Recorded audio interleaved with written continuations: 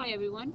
In this video we will talk about polarity or the cause of the polarity, which is electronegativity. So electronegativity is a force by which any atom has the ability to pull the electrons towards itself. Like hydrogen, there are two electrons. This line represents the two electrons. Uh, we have chlorine on one side and hydrogen on the other side. So there is a nucleus of chlorine here and there is a nucleus of hydrogen here. So this nucleus, which is positive, okay, the electrons are negative. So this nucleus pulls the electrons towards this side. This nucleus pulls the electrons towards this side. Since chlorine's nucleus has 17 protons and hydrogen nucleus has 1 proton, so common sense tells you who will be able to pull the electrons over. Of course, electrons will be kind of tilted on chlorine. But anyway, this ability to pull the electrons over is called electronegativity. And because of this electronegativity, let me explain it here. So what I'm saying is, when you're sharing the electrons are not equally shared. They're kind of tilted towards chlorine. And since these are negative and they're tilted towards one atom, that atom gets partial negative charge and the other one gets partial positive charge. So this is not 8, it's S, and then you make it like this. It means partial, means slightly. So this one gets slightly negative, this one gets slightly positive.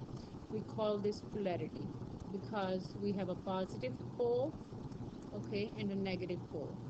So we say that this bond is polar, okay, because of electronegativity. So the force by which chlorine pulled the electron over is called electronegativity, okay, electronegativity. And elements that are on the non-metallic side of the periodic table, they have high electronegativity. They have the ability to pull the electrons over. Chlorine is the most electronegative element on the periodic table. So you will be given the electronegativity values, and all you have to see is get the difference. Like electronegativity for hydrogen is 2.1. Electronegativity for chlorine is 3.5, I believe. Okay, so when I get the difference, 3.5 minus 2.1, okay, I get 1.4.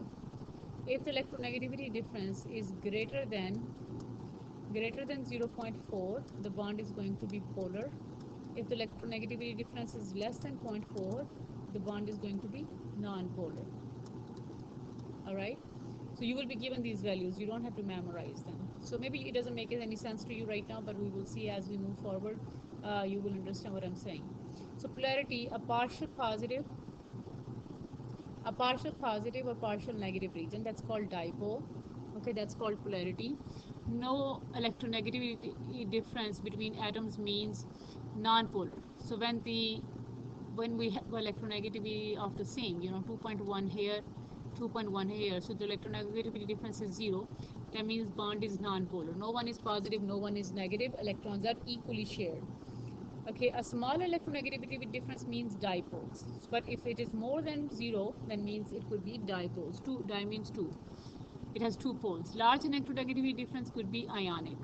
Okay, so bond polarity we calculate by electronegativity difference. The more electronegative elements carries a partial negative charge. So the one that has a greater value, as I was talking about, HCl. So this one has electronegativity of 3.5. This one has 2.1. So this one will be partial negative, and this one will be partial positive. Okay. It's again between carbon and fluorine. Carbon has 4.0. I don't remember exactly what carbon is. Fluorine has 4.0. So fluorine is the most electronegative element on the periodic table. So the one that has a higher electronegativity is negative. The one that has less than this is positive. So, but this is we do this to calculate the bond polarity. Okay. We will also talk about molecular polarity. Molecular polarity depends on the shape of the molecule. If we have a symmetrical shape, like tetrahedral, linear, trigonal, planar, if we have a symmetrical shape, then the bond is going to be non-polar. Molecule is going to be non-polar even if the bonds are polar. Okay, but if we have an asymmetrical shape, then the molecule is going to be polar regardless. So if not symmetrical, molecule is polar. If symmetrical, molecule is not polar. So this is not symmetrical, so molecule is polar. And then tetrahedral or linear molecule will be non-polar.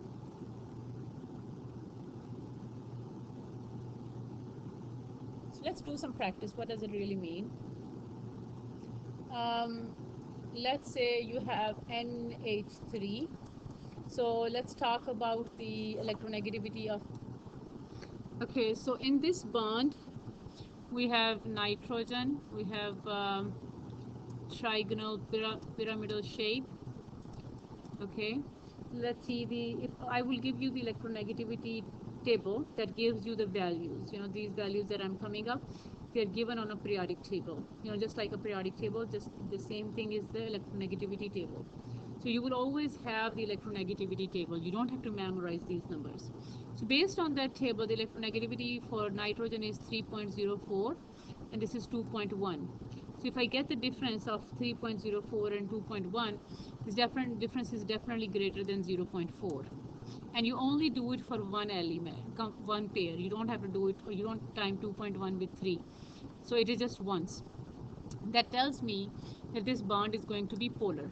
That means nitrogen is partial negative and hydrogen is partial positive. The one who has less electronegativity value is positive. The one who has higher electronegativity value is negative. And again, you get this electronegativity value from the table. So this value decides that the bond is polar. Okay, now we need to decide, is molecule polar or not? For molecule, we need to look at the shape. Okay, so the shape, if shape is symmetrical, the molecule is non-polar. Okay, if shape is asymmetrical, molecule is polar. So which shapes are asymmetrical? So trigonal pyramidal,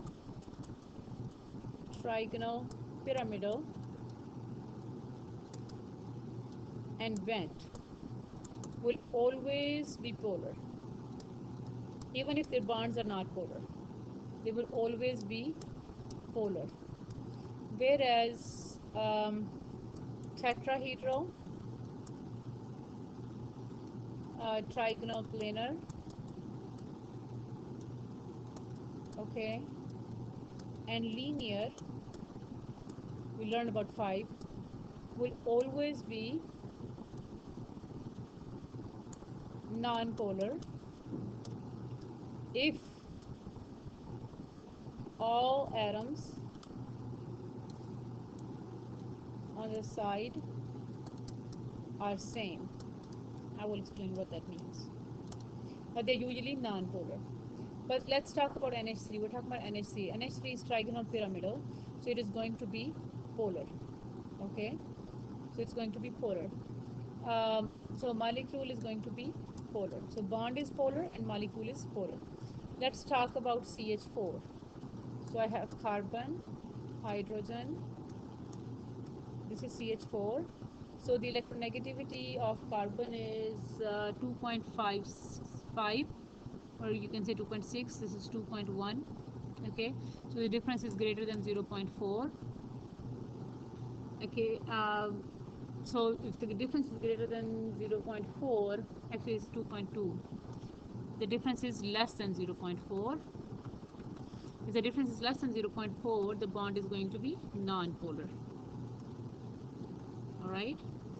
So if the difference is less than 0.4, the bond is non-polar.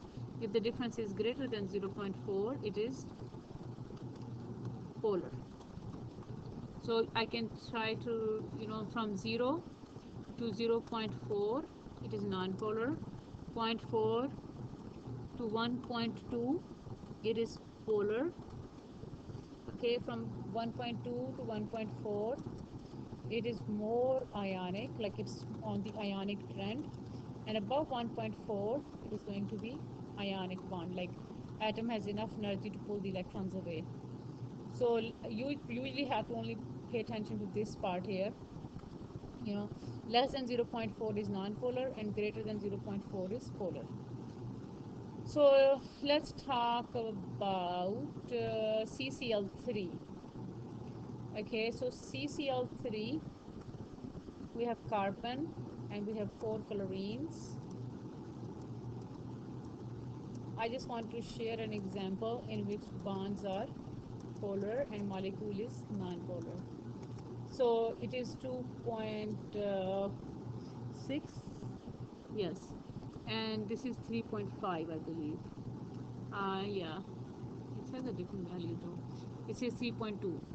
So 3.2 minus 2.6, it is greater than 0.4. So the bonds are polar. So if bonds are polar, the one that has a higher number is partial negative. This is partial positive, partial negative, partial negative, partial negative.